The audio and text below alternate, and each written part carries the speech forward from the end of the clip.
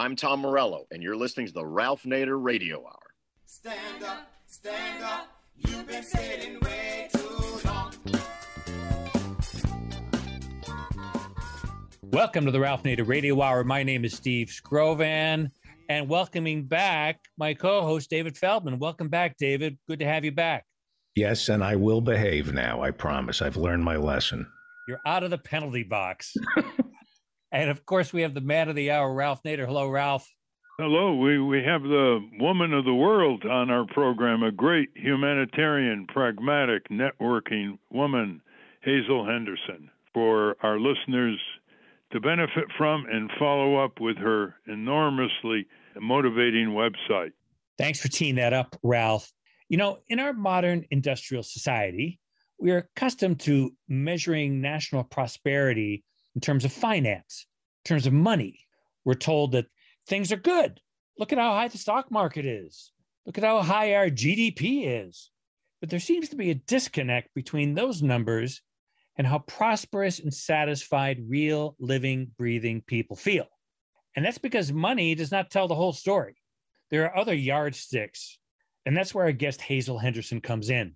She's the founder of the group Ethical Markets, whose mission is to advocate for other ways of measuring prosperity and developing and promoting economic models that emphasize not cutthroat competition and fear of scarcity, but are based on principles of cooperation and sharing in our abundance. Someone once said, quote, "It's easier to imagine the end of the world than the end of capitalism," unquote. Well, Hazel Henderson has a remarkable imagination, and we are privileged to spend the whole hour with her. But that doesn't mean we're not going to check in with our corporate crime reporter, Russell Mokhiber. As always, Russell will give us his latest report on the corporate crime blotter.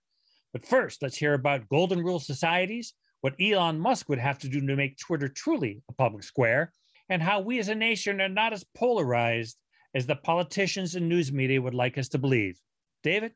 Hazel Henderson is the founder of Ethical Markets Media and the creator and co-executive producer of the Ethical Markets TV series. She's a world-renowned futurist, evolutionary economist, a worldwide syndicated columnist, consultant on sustainable development, and author of the award-winning book entitled Ethical Markets, Growing the Green Economy. Welcome to the Ralph Nader Radio Hour, Hazel Henderson. Thank you very much.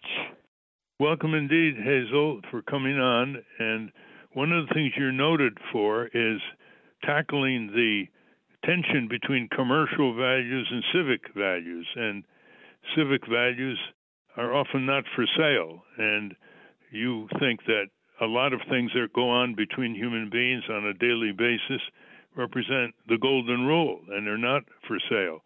Unfortunately, we have these giant corporations commanding technology, labor, capital, media, and they provide the yardsticks by which we measure our economy.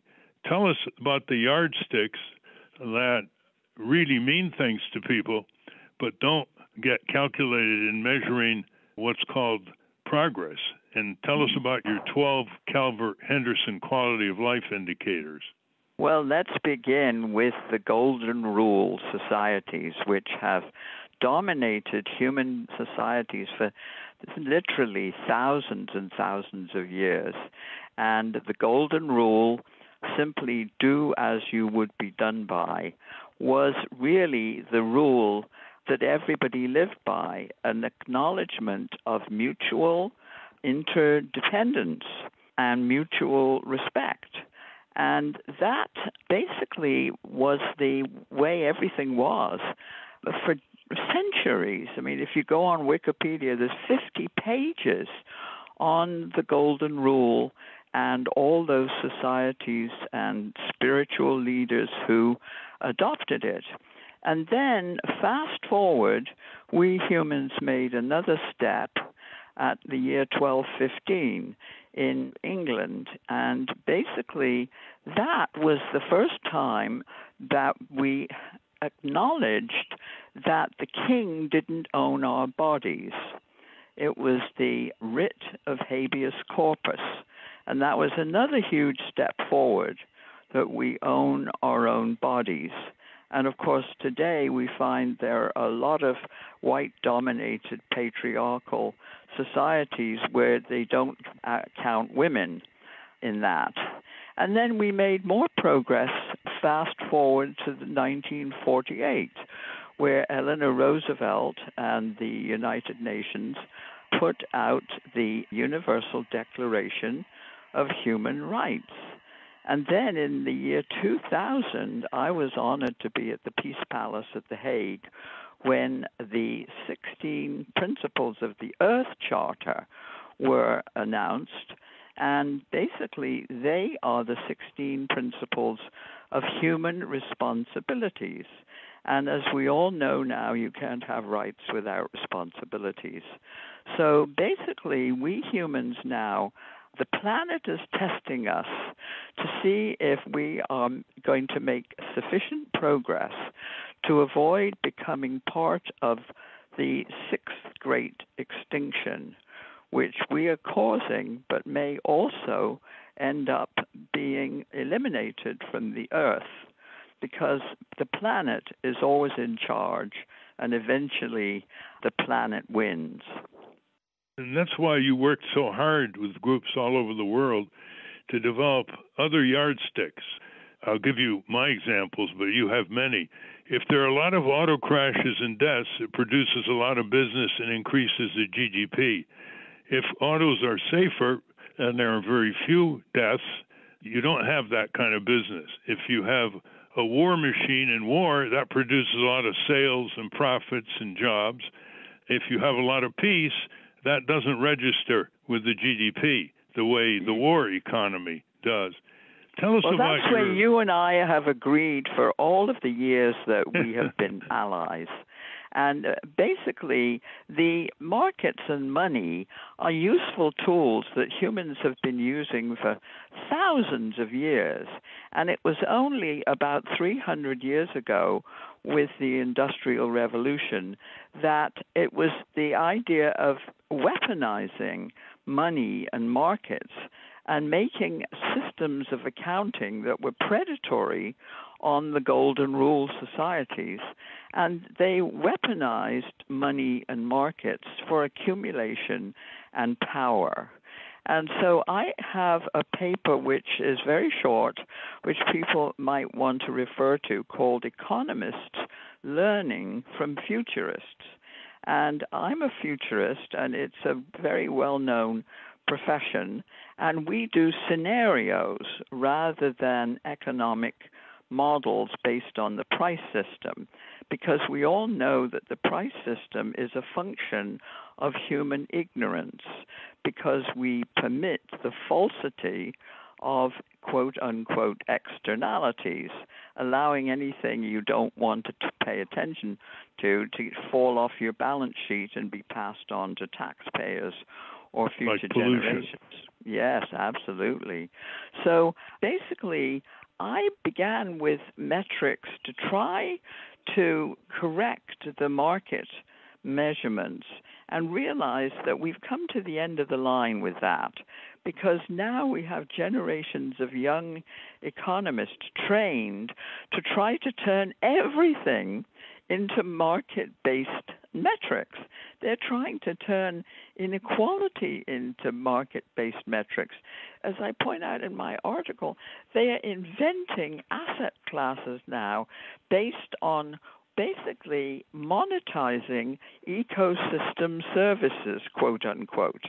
I mean, they're making up asset classes as we go along, with these crazy cryptos and non-fungible tokens and all the rest of it. And the worst is a group called Intrinsic Exchange Group, IEG, and if you look them up, they are now monetizing natural resources in companies they call NACs, the natural asset companies, where they buy up huge tracts of Mother Earth and offer investors monetary returns.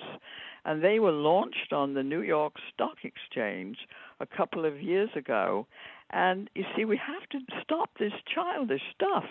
And the temptation is that many juvenile kind of financial people who believe in all of their magical thinking still are tempted to go and ring the bell at the New York Stock Exchange. You see, and so basically we have to go back now to golden rule forms of accounting. And there's many, many ways of rewarding good human behavior without using money. You know, give some examples. Well, Hazel, I grew up in Britain, and at a time when it was still much more of a golden rule kind of approach. And so you would reward people's good behavior by making them a member of the Queen's Garter or giving them all kinds of civic awards. So there's many, many ways of recognizing and rewarding good behavior that has nothing to do with money. I would hope people would really take a look at an article I have called Fixing the Money Meme. And I have about 5,000 readers on there. And basically, I'm just saying the money meme is kind of a story that we all believe in or been taught to believe in. It's like fish swimming in the water don't notice the water. And we have to wake up and see the extent to which we are all somehow entrapped by this false story. Well, it's true. And you produced an article in October called Reframing the Politics of Polarization. Listeners, you should really read this. You can get it on hazelhenderson.com. And you quote a number of polls that put the lie to the polarization dominance of our society. It's a divide and rule technique for millenniums by the ruling classes. Definitely. To divide and rule. It's the meaning of fascism, really, when mainstream media buy and perpetuate these false stories. But, of course, they're owned by corporations. Yeah, look at the polls that prove your point. Nearly 8 in 10 Americans favor limits on both raising and spending money in congressional campaigns. 84% of Americans agree that politicians have too much economic power, and 82% agree that the rich and big corporations have too much power. 6 in 10 of us believe that upper-income Americans don't pay enough in taxes. 78% of Americans, including 80% of Republicans, oppose the Supreme Court's 2010 Citizens United ruling unleashing even more money in politics. 84% favor paid family leave, and 2/3 support a $15 minimum wage. 71% think that most immigrants living in the U.S. illegally should be offered a chance to apply for legal status. And currently, in the news, 71% are against overturning Roe versus Wade. And it just goes on and on. A whole 2/3 are for campaign finance reform. This doesn't surface in the media. No, it doesn't surface in the media because they're all owned by the same corporations. But there are all these massive market failures. We have the market failure in the healthcare system because healthcare can never be a market because the buyers, in other words, the patients, have almost no power and no information. And the sellers, i.e. the insurance companies and the providers, have all the power and all the information. And then we have the same market failure in the food system, nothing to do with nutrition, all to do with trading globally those depleted grains that are in their market model. And then you've got market failures in education and in the safety nets that every society has to have in order to operate. I mean, you can't operate eventually without safety nets. And the evidence now, nature is providing all the evidence. I just read this, we just posted this piece on heat. And in India, there is a huge heat wave. And basically, this is expected to go on. And just an example, a 17-story landfill exploded. I mean, can you believe it? From all of the toxic and combustible items that had been thrown away. And, nature is still in charge. And sooner or later, finance, which is still completely blind, will either wake up to this. I call the financial model magical thinking, which it really is. And so they are the problem that we have to deal with now. And there's a piece in The Economist this week on central banking and all the rest of it.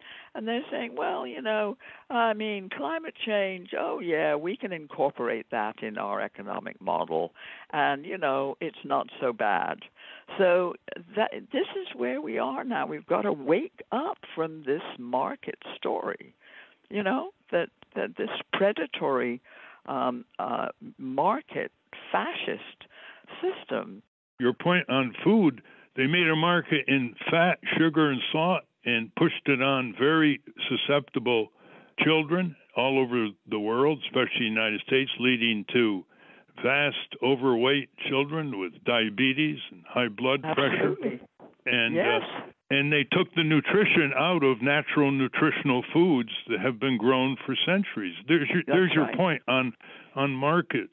Tell us about the incredible networking that you did, Hazel Henderson, that you were instrumental and is going on now to foster the very pragmatic transformation in the world from global competition to global cooperation, because global competition tends to end up in an arms race. Yes. Absolutely. And so basically, I have a piece called The Dawn of a New Age, and I'm just saying that from now on, everything is going to have to change.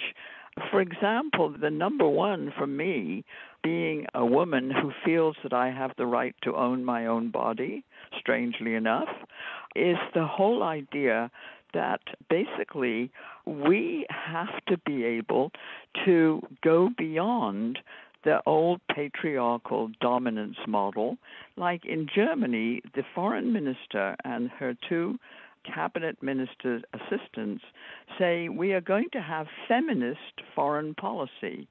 Okay, what's wrong with that? We never tried that. We've got to try some things we never tried before. Yes, indeed. Give us your take on the global corporations. Are they compatible with democracy and peace, or are they omnicidal in terms of, for example, global warming, land erosion, the destruction of oxygen in the ocean? These corporations now are becoming like global governments.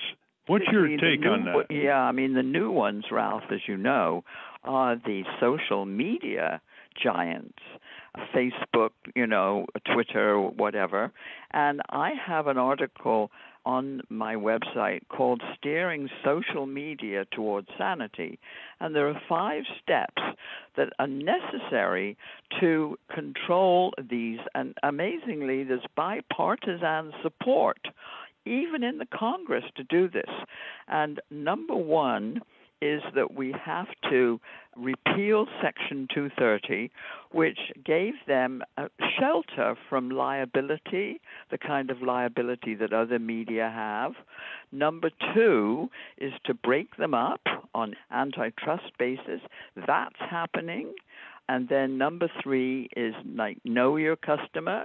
Just you may not have anonymity, and that would cut down, as I understand it, about 50% of the bad behavior if you had to acknowledge who you were.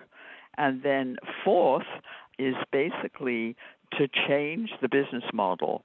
And if they purport, like Musk is saying he's going to do with Twitter, if you purport to be the public square, then you must change the business model, no longer take advertising, and only give public service spots, and receive no funds from advertising of commercial nature.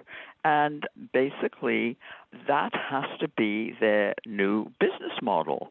And basically a non-profit model, and it can be based on subscriptions or whatever. And then the 5th is what I call habeas corpus. In other words, we not only own our own bodies, but guess what? We own our own minds and everything that comes out of our minds. So we need to establish ownership and get paid for every bit or byte that we contribute to any of these social media platforms. So those 5 reforms are very widely supported on both sides of the aisle, even in the U.S. Congress. And one of the most important is getting rid of anonymity, which causes so much of the foul, violent materials. And listeners, the reason why Hazel keeps referring to her articles is because she wants you to go deeper than what you all hear on this program. And before we continue, Hazel, give our listeners your various websites. The one main website is ethicalmarkets.com, and that is ethicalmarkets, all one word, plural.com. And everything is there, and you can shift to all of the other sites that we have from there, including our TV channel. All of our TV shows are free, and we send them around the world to business schools, hoping to teach business school students about all the big lies that are being told now by large corporations who go to Davos and say, well, guess what? The market worked. You know, we have an impact fund now. Well, nonsense. You know very well it's just marketing. It's more marketing. And I just gave a speech in Amsterdam to 250 pension fund managers, and I said, why are you buying into this stuff? I mean, even the Morningstar Group has disallowed 1,200 of these so-called impact funds, you know, the sustainability funds, and said, look, this is just marketing. And an expose was done in Business Week called the ESG myth. And they said the only thing they could find was a little fewer of fossil fuel companies in their portfolios. But the only other difference was charging higher fees. And so I told these pension fund managers, look, stop buying into this, because they're buying into it too, because they enjoy the higher fees. So, you know, I have the fun at this stage in my life of trying as much as possible, Ralph, as you've always done, my dear, to telling the truth. Well, Hazel, you went further than that. You did very practical yardsticks. Tell us about the 12 Calvert Henderson quality of life indicators, only 3 of which were quantifiable in money. One of the indicators is urban air quality. Tell us about that. Yeah, well, the Calvert Group, I worked as an advisor with them, basically just, you know, for travel and all of that. I wasn't paid by them in any formal way. But we had an advisory council to develop these kind of new metrics. And so basically we came up with 12 aspects of quality of life, and amazingly enough, if you looked at it scientifically, literally there were only 3 of them that could be conducted in money terms. And an example I can use is like air pollution, urban air pollution. We now have 9 million excess deaths a year on this planet from air pollution. And you wouldn't measure air pollution in money terms. You would measure it scientifically in parts per million of junk in the air. So, you see, we went to what we call science-based investing.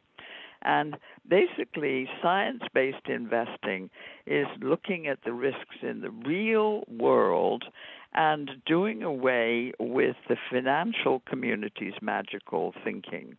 Well, you know, Sarah Bloom Raskin was blocked from becoming vice chair of the Federal Reserve recently because she once made a speech saying the Federal Reserve should crank in climate disruption in some of its calculations.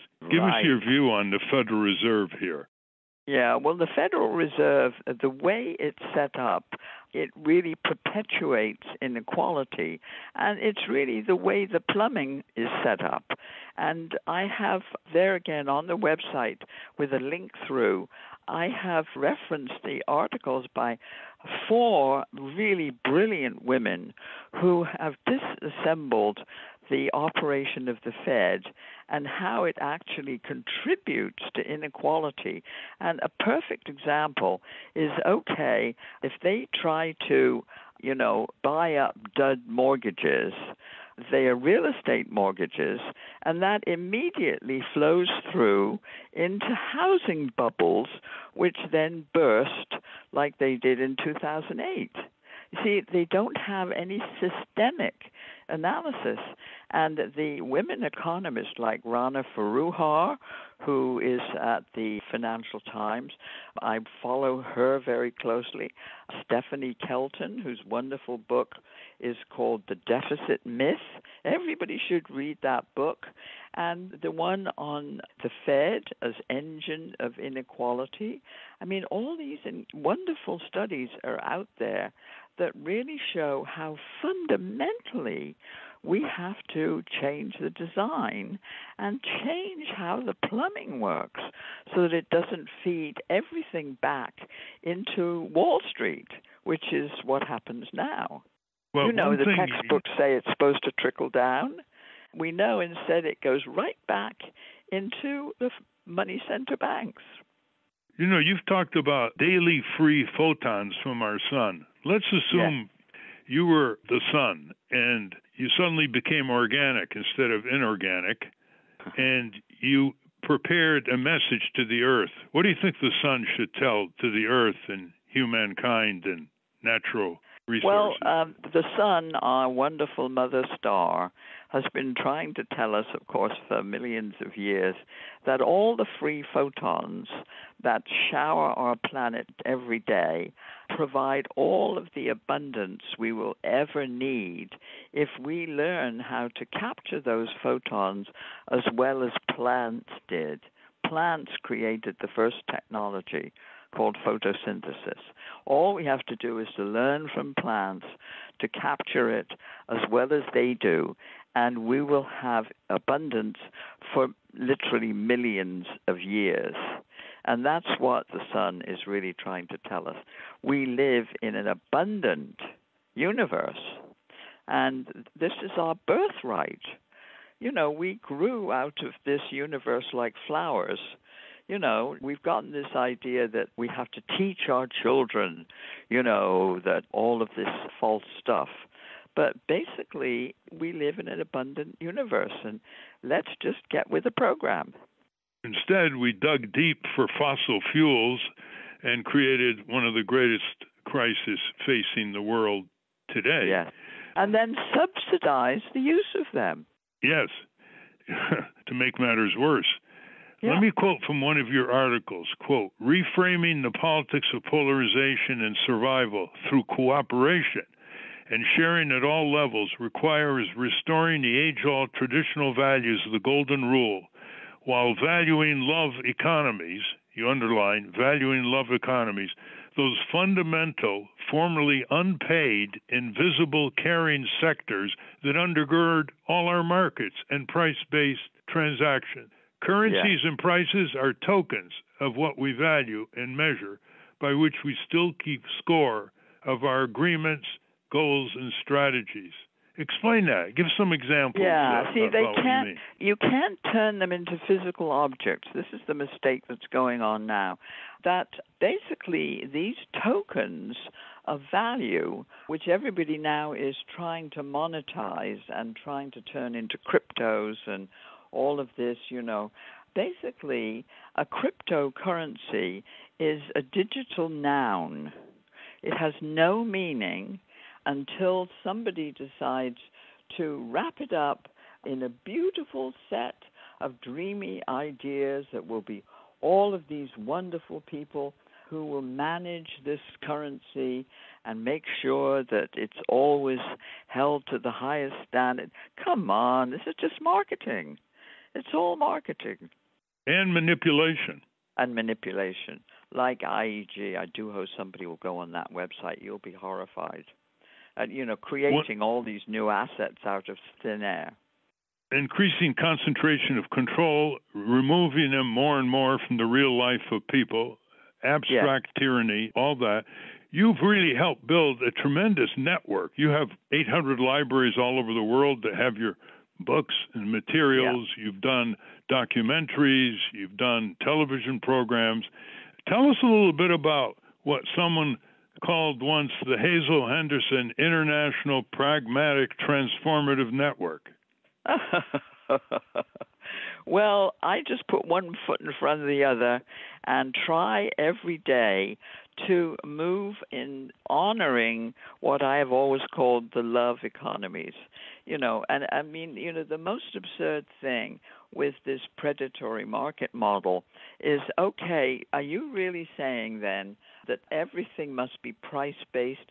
So you are telling me that an infant must pay its mother to change its diaper? I mean, there's a level of absurdity of this, which we just have to keep telling the truth about. I mean, most of us grow up in loving families where we do things for each other. And everybody's familiar with this model. And we have to honor it and reward it and just keep telling the truth about it. Well, anthropologists call this the gift economy. Actually, yes. On a day-to-day basis between billions of people in neighborhoods, communities, villages, farms, you name it, there is far more transaction completely outside the monetized market system. If they ever monetized it, it would be multi-trillions of dollars. That's what you're really talking about. Exactly right, yeah. Oh, I mean, we don't see the level to which it works. It just works every day, in every way all over the world. And how is this network of yours? Describe this network. I think this is what's extraordinary about you, Hazel, is the pragmatic nature of your idealism. Describe the networks that you've helped build and are still underway in different dimensions.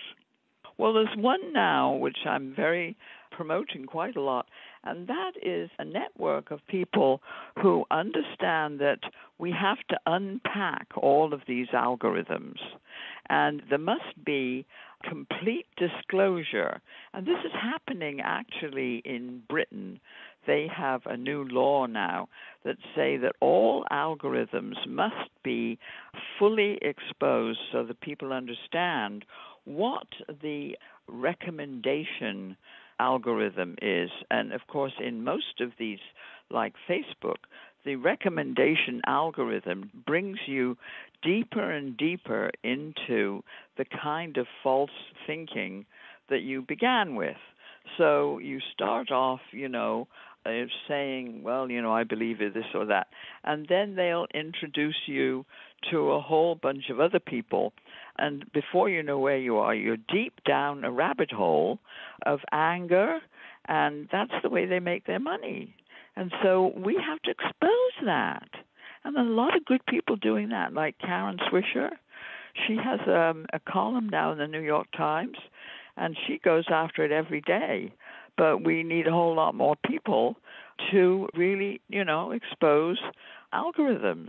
How would you replace the omnicidal, monetized, myopic power of giant corporations astride the globe, escaping national jurisdictions, pitting countries against one another for maximum profit, hollowing out communities? What's the approach there? Well, the only approach really in every one of these areas is telling the truth as loudly and often as you can.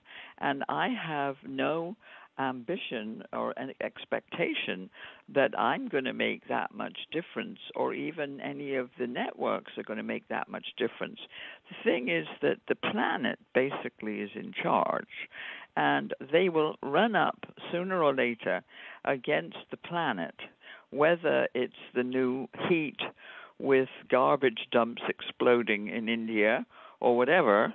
The lessons of the planet will win. The planet will always win.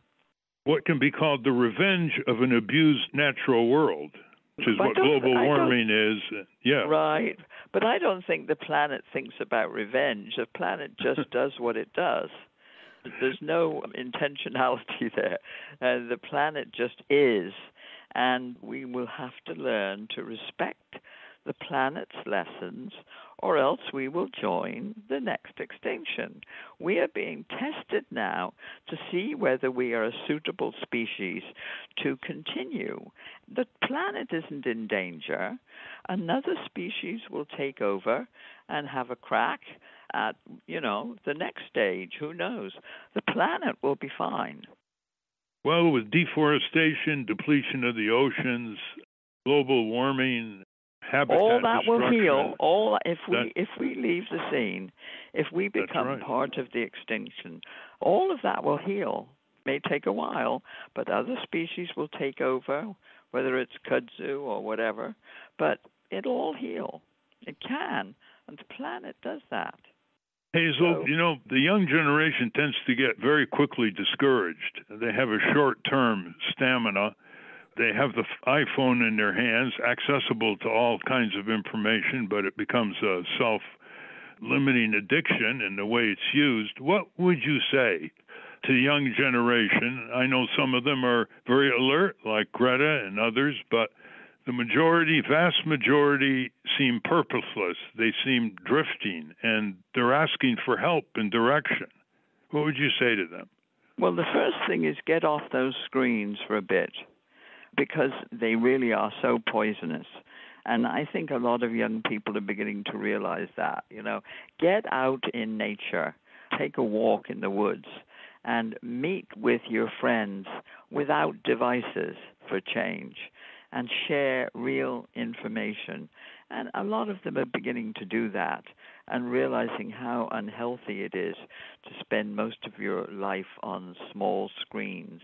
Because, it just shifts you sort of into this left brain cognition where you really get a distorted view, of what's actually happening on the ground.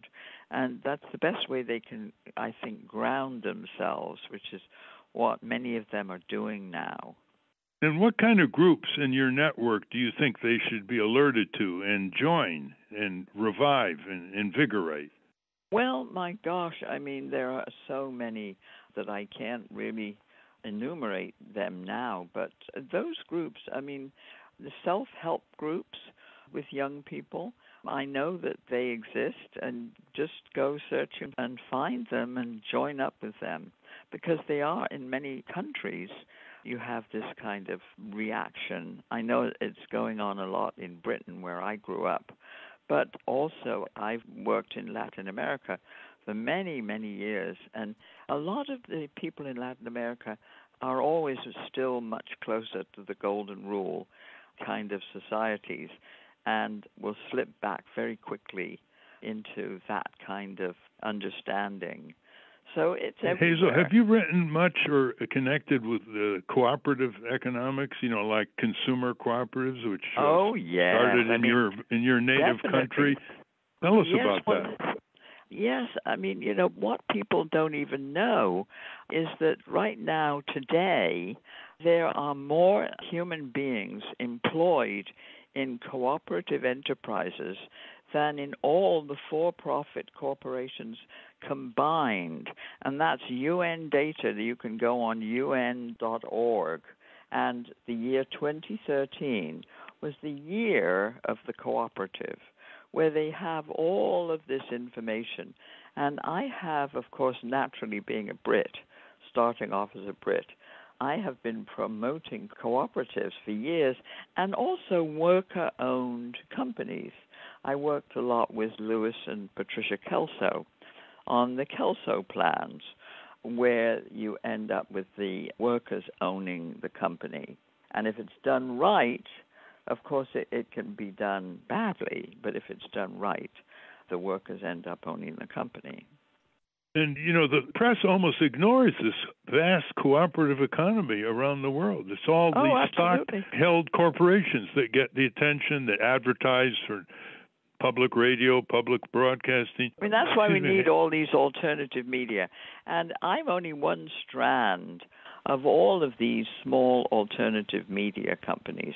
And if people go on our website, they can see some of our media partners, like a group called the Green Economy Coalition, which is the first, really, the largest global network of NGOs, all kinds of people devoted to accelerating the shift to the Green New Deal, the green economy. On my website, the partners page, you can click through to all of these partners.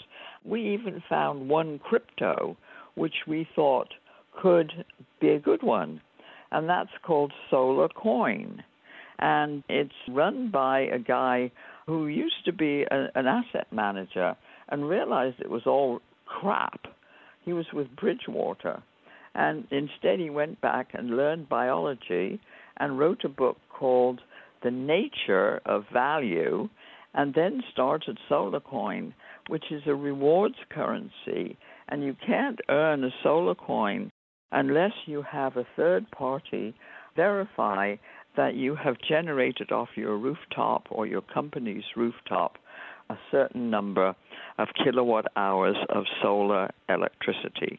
How fascinating. Now, that could be a good crypto because it's totally backed by physical assets that are much more valuable than gold. You wrote Building a Win-Win World, Life Beyond Economic Warfare, and you've made many trips to China, and the tensions between China and the United States have been building up. What's your approach to China? Well, I still have so many good friends in China, and I was invited there by the State Council as a futurist, recommended by Alvin and Heidi Toffler, who wrote Future Shock. And so I did my first lecture in China in 1986. And they have made me, professor of all kinds of, institutes.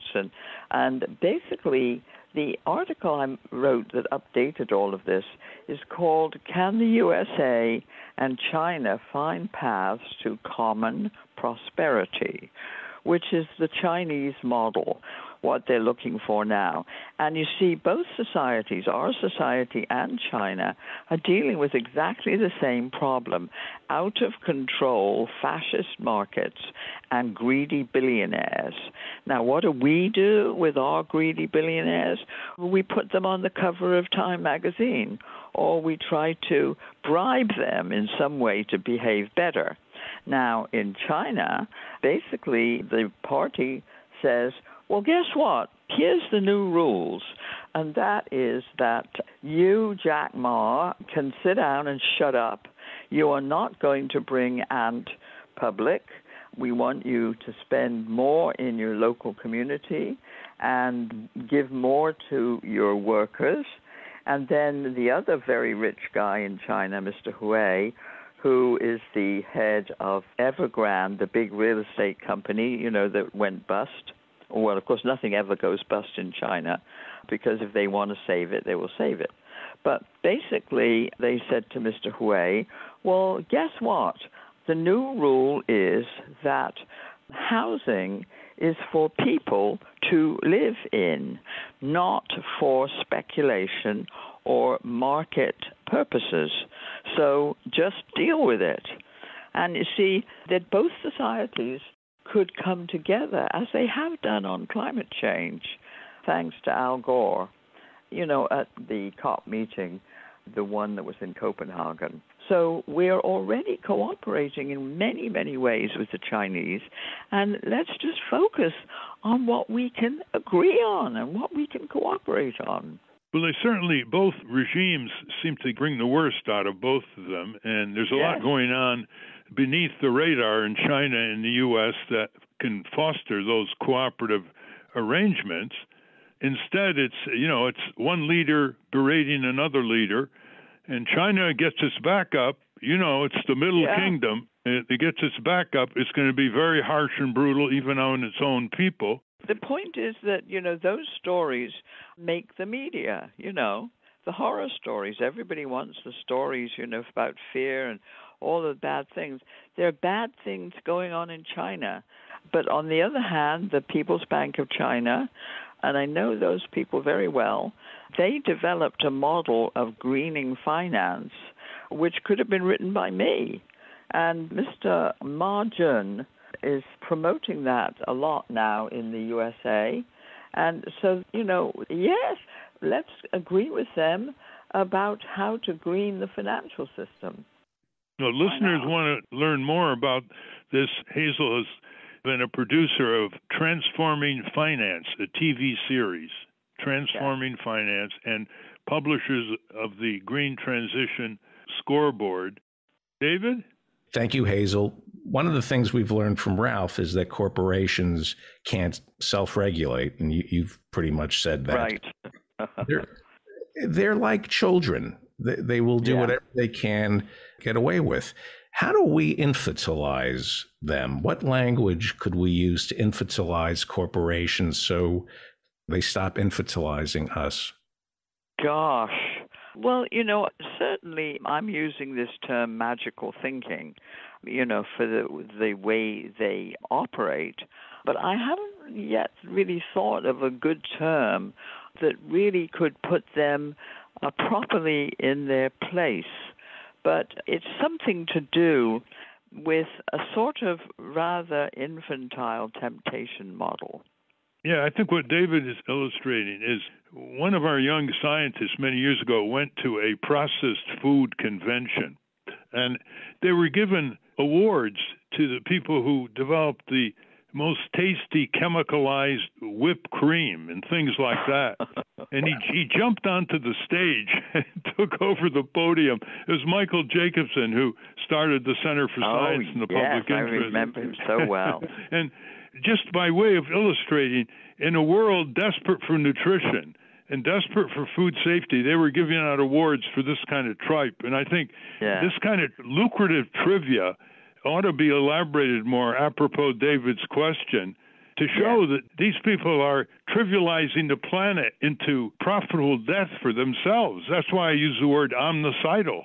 Yes, and so also that they have weaponized the word innovation. Innovation for what? Innovation for what purpose? Is it 65 new brands of hair cream? Or is it innovation to create better solar energy companies? Shift to heat pumps, solid things like that. Innovation for Trident submarines, each one of which can blow up 200 cities in a few hours, or innovation to get clean drinking water in locales all over the world. Yeah, so I think a lot of us have to really politicize and focus on these words, these classifications, and how careful we have to be about classifications and which ones help us understand what's going on and which ones confuse what's going on. Hannah, how about the young generation asking a question or comment? Thank you, Ms. Henderson. First, I want to humbly suggest corporate hissy fit or corporate temper tantrum. Oh, yes, I like that. So That's great. Temper tantrums. See, that was the one they used when the Fed removed the put, said, no, we're not going to always bail out Wall Street. And Wall Street had what they called temper tantrums. Hannah makes a very good point. I think personalizing corporate behavior is good. Like when hospitals, to make more profit, get mothers who give birth and they get them out of the hospital very, very fast, they can be accused of attention deficit disorder. Oh, God. Yes. And then General Motors refusing to curb its pollution. Yes. Can be accused of. In other words, you use psychological language to personalize them, and then people will get more interested in them. Right now, most people don't know who the CEOs are that are running the country. In the old days, they knew it was Andrew Carnegie and John Rockefeller and Jay Gould and others. Right. They don't know their rulers now. No, that's exactly right. No, I love this. This is terrific, Hannah. I got a PG&E is grounded. Uh-huh. Well, I do have a legitimate question, if I may. So California's Attorney General is trying to put ExxonMobil in the corner. Oh, I like that. Yeah, you're good at this. Thank you. I just absorb all of everyone else's brilliance, and then I say one. Well, we all do. We all learn from each other. It's wonderful. That's the golden rule. I was going to say, GM refusing to curb its pollution over the decades needs to be taught something about toilet training. Oh, yes. Great. I love it. So I have a question actually about ExxonMobil's potty mouth. So the LA Times reported recently that California's Attorney General is subpoenaing ExxonMobil, looking for information related to their efforts to minimize the public's understanding of the harmful consequences of plastic and perpetuating the recycling myth. And I'm a spokesperson for the corporation, said, quote, "We reject the allegations made by the Attorney General's office in its press release. We are focused on solutions, and meritless allegations like these distract from the important collaborative work that is underway to enhance waste management and improve circularity." So I'm just curious what your reaction is to. Oh, my God. Well, this term circularity, which was there's another term we have to unpack, because the Ellen MacArthur Foundation really promoted that. She was the woman who sailed around the earth solo, and she's based in London. And she has a thing and, newsletter called The Circular Economy. And that now is also being basically politicized in the worst possible way, where everybody is sort of, oh, yeah, well, we're part of the circular economy, with some completely trivial kind of thing. Now, there's some good operations in the circular economy. One I'm an advisor to, which is a company called eCor Global, ECOR Global.com. And what they do is they take the wastes from, say, right now from Schiphol Airport in Amsterdam, and right there on the spot, turn them around in a very small energy-efficient unit on the premises to the next day's, needs. That's the real circularity. And they can also turn a lot of them into chairs and tables and lampshades and kind of upgrade them. So there's one to look at, and you can look at some of the beautiful things that are actually possible in a real circular economy. Well, as we conclude, Hazel, what would you like to say more? We've only tapped a fraction of well, your all observations. All I can say is that I'm very honored to be involved with all of you, and basically thank you so much for giving me the opportunity to sound off a bit, on all the things I care about. Let's all keep telling the truth together. And let's have you tell our listeners the website again. Okay, it's Ethical Markets. That's all one word, ethicalmarkets, plural.com. And from there, you can reach all the other sites. You can click into all the partners. Everything is free. And please use it. Send us your news that you want us to publish. And we'll just, widen the golden rule and the cooperation. And we should mention that one of your greatest books, The Politics of the Solar Age, has influenced a lot of young people over the years all over the world. Thank you very much, and it's Hazel. now free. It's free, and also my earlier book, Creating Alternative Futures, The End of Economics. Both those books are on free downloads from our website. Exemplifying your principle that the most important things in life are free, as espoused by the Golden Rule, right? That's right. It's true. So it's such an honor, Ralph, and you know how much I have admired you and loved working with you all these years. Well, it's more than reciprocal. Thank you very much, Hazel. Oh, pleasure. We've been speaking with the indefatigable Hazel Henderson. We will link to Ethical Markets at ralphnaderradiohour.com. Now let's hear from our corporate crime reporter, Russell Mokhiber. From the National Press Building in Washington, D.C., this is your Corporate Crime Reporter Morning Minute for Friday, May 6, 2022. I'm Russell Mokhiber.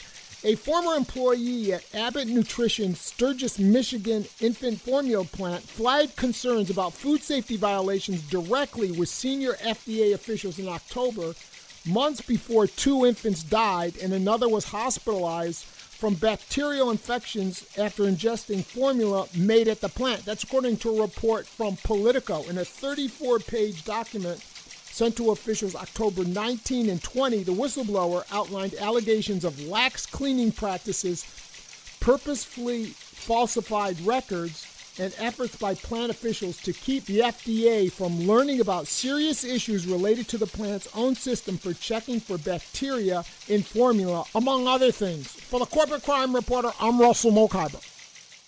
Thank you, Russell. Welcome back to the Ralph Nader Radio Hour. I'm Steve Scrovan, along with David Feldman, Hannah Feldman, and Ralph. That's our show. I want to thank our guests again, the remarkable Hazel Henderson.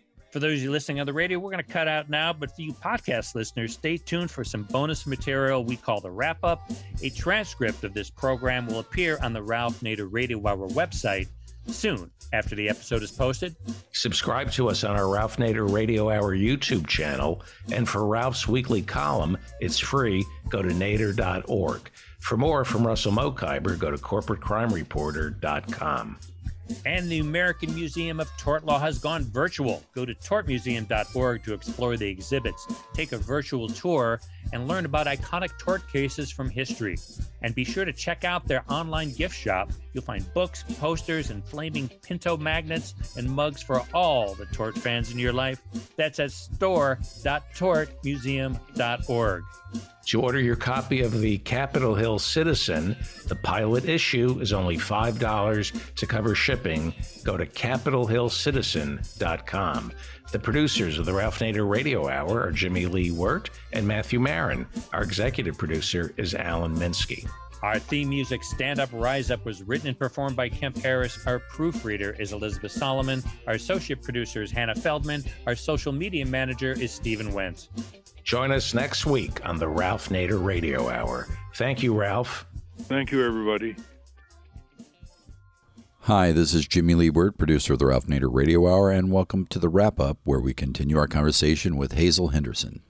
Before we let Steve and David ask their question or comment, and Hannah, you refer in one of your articles to an algorithm expert, David Lauer, who shows why, quote, algorithms can never be ethical, end quote. Oh, yes. What is Good for David. Yeah, David's one of our advisory board members, and his article is on our page.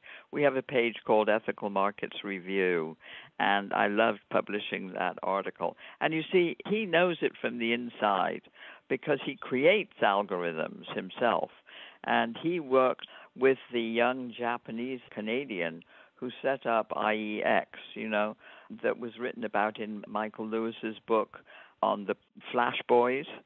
And he set up the IEX exchange, which was a way of stopping all of the raiding that was going on Wall Street. And basically, they set up an actual physical drum with several miles of cable around it, so that any time one of these orders that tried to get ahead of everybody else and make money had to go whizzing around all through this cable and didn't arrive at the market site any quicker than anybody else. And so there's so much ingenuity. And basically, Dave Lauer worked with IEX and then realized, no, he didn't want to do any of that. And his mother was a great influence in his life, and she's totally a golden ruler. So Dave decided to drop out and be the critic of algorithms, which he is today. Which we need. Hazel, you're so positive over the years. I mean, I try to tell people, I've written this little book, Breaking Through Power, it's easier than we think. I tell them 1% of the people in congressional districts reflecting majority opinion can turn Congress around, replace the control of Congress by corporations. And Congress is the greatest, most powerful institution to transform our country, whether we like it or not. That's the way our Constitution is structured. And we have a Congress Club, and we hope people will join it, so they can be more specialized laser beams from the citizenry back home onto the 535 members of Congress who, as I've said, put their shoes on just like we do every day. Good so for you, Ralph. Really appreciate your tremendous expanse and range and optimism. anything you want us to publish for our 30,000 regular users, send us your news, my dear. Well, we'll certainly take you up on that, wonderful author. Absolutely. Author. Steve, you want to start with a comment or question on the remarkable Hazel Henderson? Remarkable is right, Ralph. Yes, Hazel, I was fascinated by your earlier comment about Elon Musk and Twitter and the idea that if it's to be truly a public square, it cannot be fueled by advertising.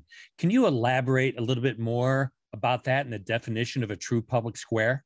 Yes, absolutely. I mean, basically, if you're a true public square, you cannot be funded by any commercial kind of advertising. You could take public service spots, that might yield a little revenue or anything like that.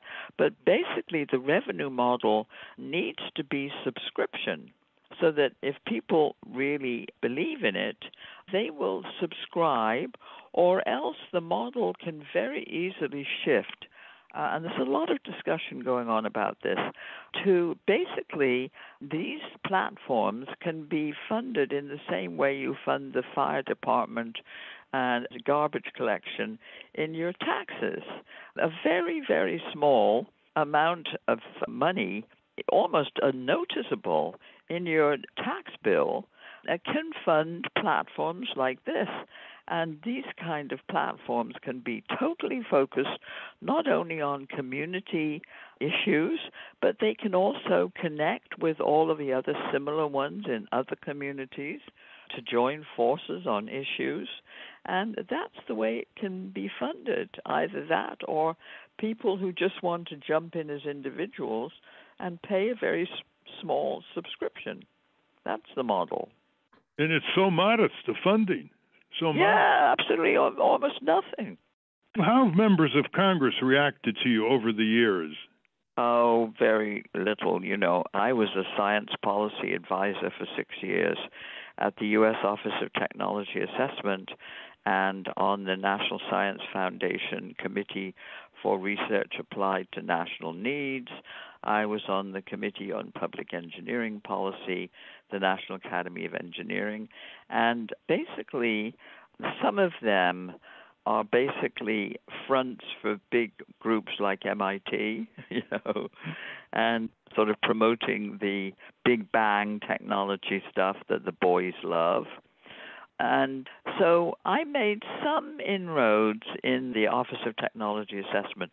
I was able to set up a public interest unit. And we used to get these reports, we would get requests from all these different members of Congress committees. And like for energy, I remember one time, there were 11 energy committees at that point. And so an energy committee would come to OTA, which basically was controlled by the coal industry. And they would say, okay, we want you to do a technology assessment for us on the future of coal, you see. And so my role on the committee, when we had these meetings to judge these things, I would say, well, I'm sorry, we really can't take that one on because we have to look at it compared with all of the other possible ways of achieving the same outcome, which is more efficient, use of energy. So there were always ways of getting these committees, and we would just throw back the requests to them and say, I'm sorry, you have to redo that in a broader context. And our listeners, some of them know, because we've talked about the Office of Technology Assessment, that was an arm of Congress that was defunded by Newt Gingrich in 1995. Right. And the Democrats never refunded it, and we think that Nancy Pelosi has the legal authority to do it with money appropriated from the House. Pushing that. Yeah, I've been pushing that because it is still authorized and it just has to be funded. And the group of us have really, I'm glad to know that you're involved with that too. There's an article, Hazel, in our new pilot newspaper on Congress called the Capitol Hill Citizen, which mentions the legal basis for Nancy Pelosi being able to do that. She doesn't have to ask the Senate. She can refund the Office of Technology. Would you forward that to us and we'll put it on our latest headlines? You'll get it this afternoon. It's already on its way. I will publish it on our latest headlines tomorrow.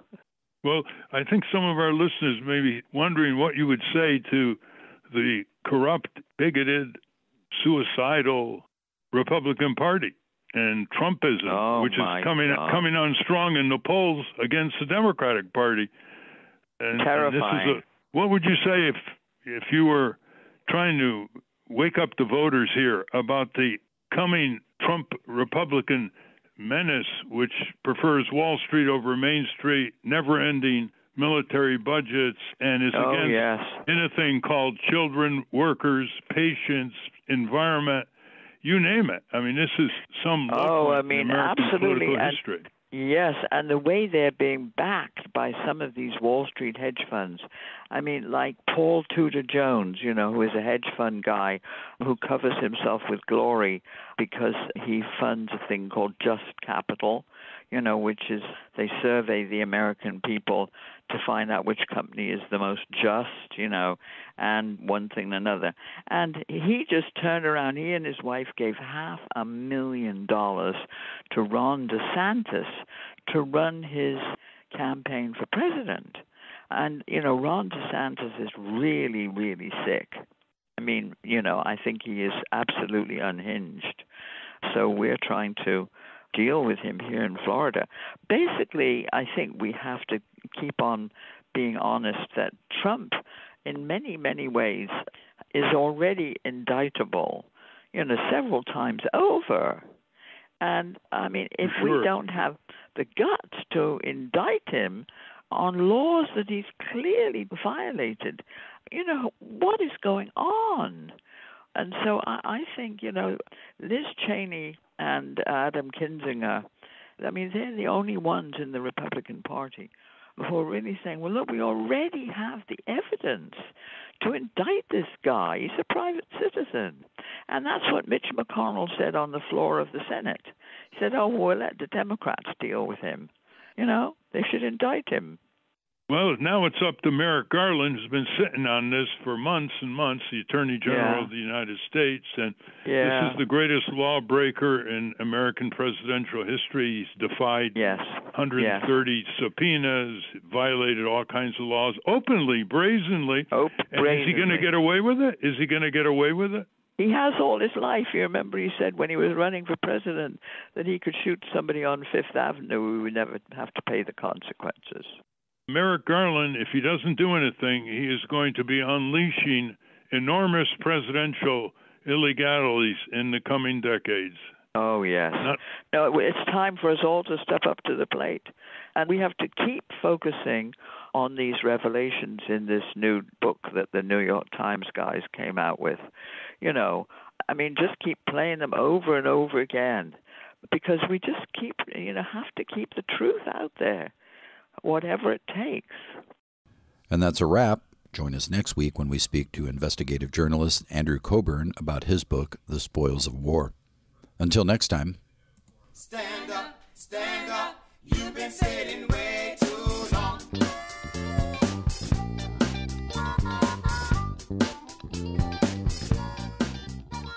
Thieves in the temple.